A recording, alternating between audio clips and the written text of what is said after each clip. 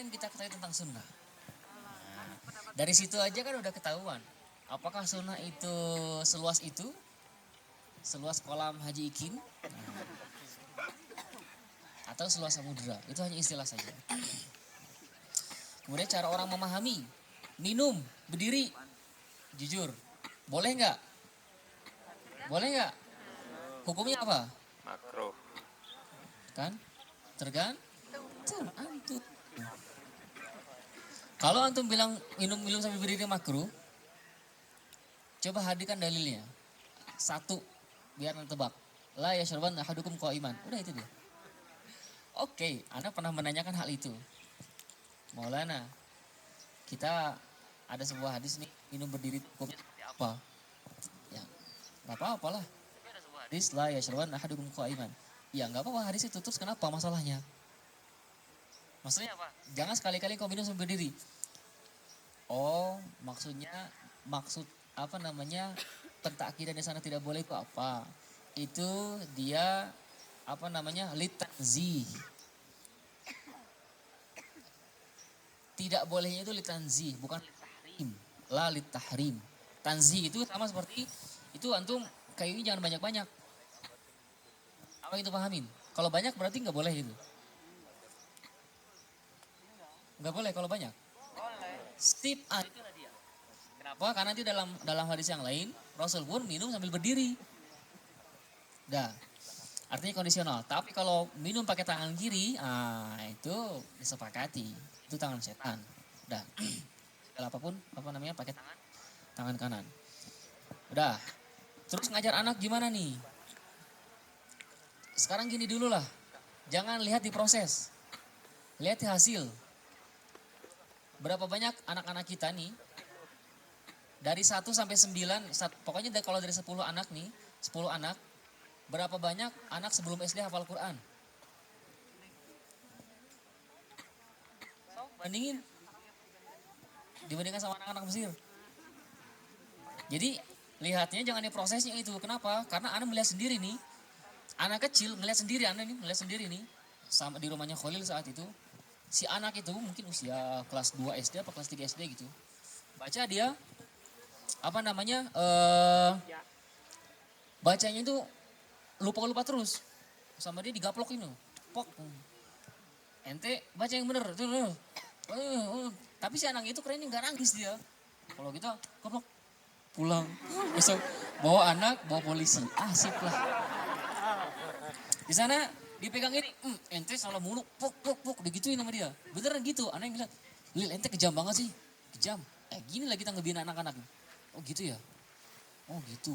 Digaplokin, tapi nggak gaplok pakai emosi, wah cepok, enggak, gaplok lagi, pok, gaplok udah. Kadang sesekali, apa namanya, rambutnya apa namanya, gemes gitu kan, masalah terus. Pokoknya pukulan kasih sayang lah istilahnya lah.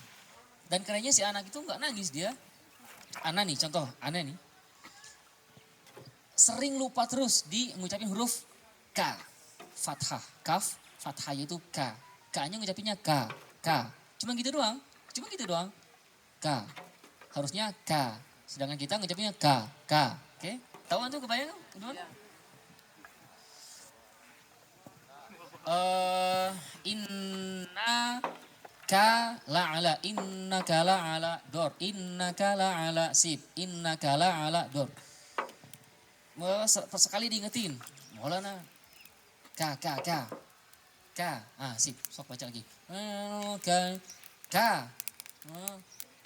kena lagi ya perasaannya udah bener deh k terus sampai di titik Maulana dicubit aneh dicubit sini ada sampai teriak gitu. Kemana pas lagi di Turki gimana pulang bawa polisi enggak lah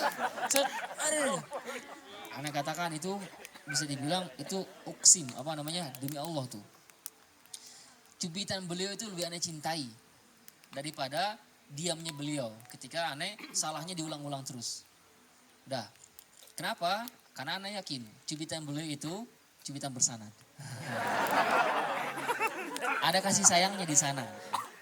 Akhirnya aneh selalu menikmati setiap kali apa namanya dicubit sama beliau. Tapi memang begitulah dia apa namanya orang Mesir itu. Jadi jangan lihat prosesnya karena proses itu mungkin beda cara pandang saja. Itu tergantung antum. Antum tipikal yang baperan atau tipikal orang yang Bapak tadi saya dipukul apa di ini apa istilahnya di ini dihukum sama guru. Hukumnya apa? Suruh lari gini. Suruh lari, hukum. Padahal udah tahu itu udah buat kebaikan dia kan. Dia nggak ditanya kamu salah apa gitu. Tapi yang ada malah jadi apa panjang urusan. Antum masih pernah nggak dulu antum ketika lapor sama orang tua, Bapak misalkan saya dihukum karena misalkan apa? Karena bolos atau karena terlambat atau karena apa misalkan udah dihukum. Yang ada malah mana nambah tuh terlambat ceplok digaplok. Itulah dulu tapi lihatnya sekarang.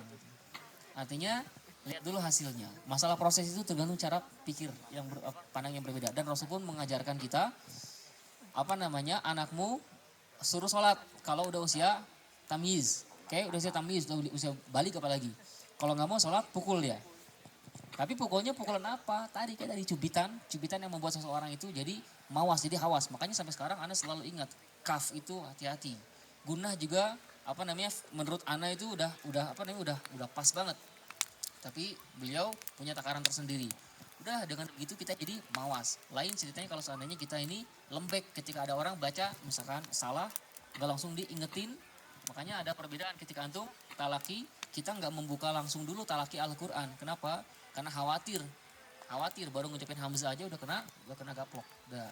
Makanya FL dulu. FL sudah selesai, udah barulah sok masuk kita ke Al-Quran karena sudah paham dia manhajnya seperti apa kalau orang baru itu kadang kita ketika minta ditasih pun kadang suka nggak mau mentasihinya. Kenapa? Bukan nggak mau, karena kompleks gitu. Kita mau mentasi juga gimana? Sedangkan kalau dalam bacaan alhamdulillah saja misalkan dia kena 3 lokasi, masa disebutin 3-3-nya? Udah mah dia pengen belajar kan, pengen minta ditasi. Makanya Anda selalu bilangnya insya Allah nanti biarkan indah waktunya. Udah. Ya segitu mungkin tadi sudah dikode. Sepertinya ada agenda lagi yang lain. Selanjutnya kita serahkan